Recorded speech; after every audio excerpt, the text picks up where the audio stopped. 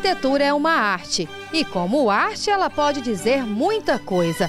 Goiânia, cidade que foi planejada nos mínimos detalhes para ser a capital do estado, nasceu nos anos 30. Na época, para acompanhar esse projeto ousado, impondo assim ao mesmo tempo uma admiração estética e um respeito político, o estilo arquitetônico foi colocado nesse contexto como uma importante ferramenta.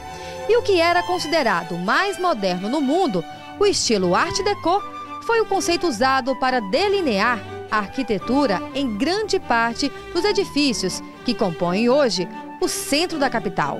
Responsável pelo projeto urbanístico da cidade e de seus principais edifícios, o arquiteto Atílio Correia Lima havia voltado há pouco tempo de Paris, onde concluiu o doutorado em urbanismo. Ele permaneceu no projeto até o final dos anos 30. A sua substituição coincide com a introdução da linguagem Deco sobre arquitetura já iniciada. Os irmãos Coimbra, Abelardo e Jerônimo Coimbra Bueno, é que vão trazer depois o Armando de Godoy para substituir o Atílio nesse processo de construção da capital. O Armando era um engenheiro, já tinha trabalhado com o Atílio, inclusive, mas a partir do Armando de Godoy, uma série de mudanças vão ser introduzidas na cidade.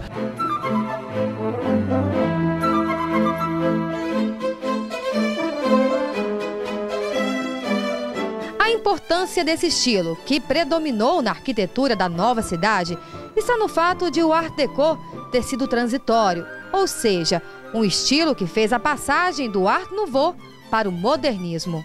O estilo Art Deco surgiu em Paris em 1925, durante a Exposição Internacional das Artes Decorativas e Industriais Modernas. O termo da língua francesa originou-se da expressão arte decorativa, influenciando movimentos como a decoração, a arquitetura, o design interior e o desenho industrial. Mas hoje o que importa aqui é a arquitetura. E para falar um pouco dessa história aqui em Goiânia, a gente conversa com o professor Azor Ferro, ele que é arquiteto e que vai contar pra gente como tudo iniciou. Professor, o porquê desse estilo aqui em Goiânia? Bem, a construção de Goiânia, ela se insere dentro de um processo de modernização do Brasil a partir dos anos 30, né, com a chamada Revolução de 30 e mais tarde com o Estado Novo e da marcha para o Oeste. Esse processo de modernização, né, buscava talvez eu diria assim, uma tradução física, espacial, né, a partir de um marco referencial, né? E Goiânia, de certa forma, aparece um pouco nesse sentido, como a realização ou a concretização, né, dessa ideia de modernidade que o Estado Novo, de certa forma, almejava traduzir para o país. Esse advogado acompanhou de perto o surgimento desse estilo em nossa cidade. A lembrança daquela época permanece viva na memória de Irã Souto. Na verdade, quando começou essa Art Deco em Goiânia, todo mundo ficou pasmado, porque ninguém conhecia, ninguém tinha ouvido falar nessa arte. Eu, que sou uma pessoa bastante instruída atualmente, até hoje não entendi exatamente o que quer dizer Art Deco. Seu Irã se diz orgulhoso por fazer parte dessa história, vista por seus próprios olhos. E não foi só ele quem fez parte disso. Teve uma pessoa especial que exerceu um papel fundamental. Dona Catarina. A mamãe era uma pessoa extraordinária, todo mundo a amava muito, porque ela era super competente e inteligente, inteligentíssima. Meu avô tinha, por exemplo, 17 filhos, a mais inteligente, a mais competente foi justamente minha mãe. E por isso ela foi convidada pelo Pedro Ludovico Teixeira para ser a secretária dele. A primeira secretária? A primeira secretária, no comecinho de Goiânia.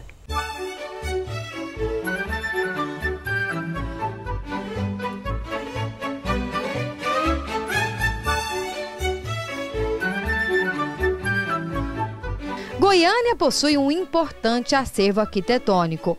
No centro da capital, conhecido como a Zona do Art Deco, existem prédios e monumentos que exaltam o estilo. O Palácio das Esmeraldas, construído para ser a sede do governo estadual, ocupa o centro geográfico da Praça Cívica.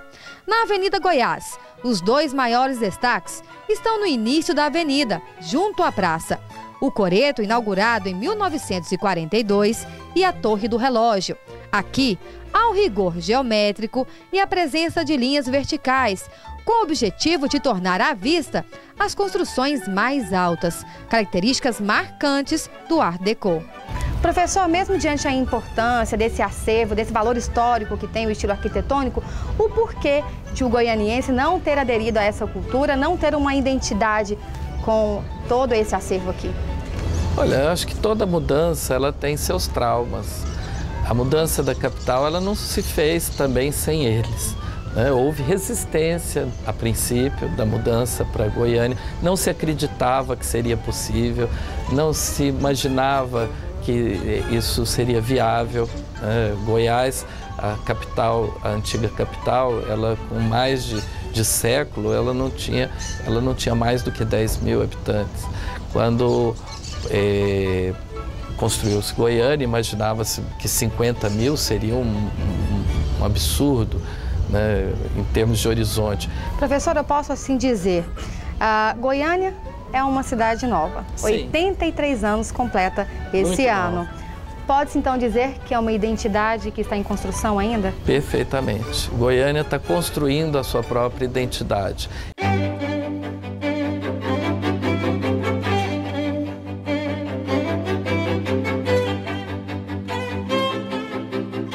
Desde 2003, os traçados urbanos originais do centro de Goiânia e do núcleo pioneiro do bairro de Campinas, além de 22 prédios e monumentos públicos Art Deco, foram tombados pelo IPHAN, Instituto do Patrimônio Histórico e Artístico Nacional. Cabe ao Instituto a responsabilidade de proteção desse rico conjunto arquitetônico, que hoje lida com um grande problema, típico das grandes cidades: a poluição visual. E a gente tem uma série de elementos super ricos, super bonitos para ser mostrados para a cidade, cobertos por marquise, cobertos por publicidade. Quem regula esse uso, né, de publicidade é o município. É o município que tem o poder, né, de vetar, de coibir, de fiscalizar e de implementar práticas para poder melhorar isso. A gente tem algumas capitais brasileiras que enfrentou essa situação.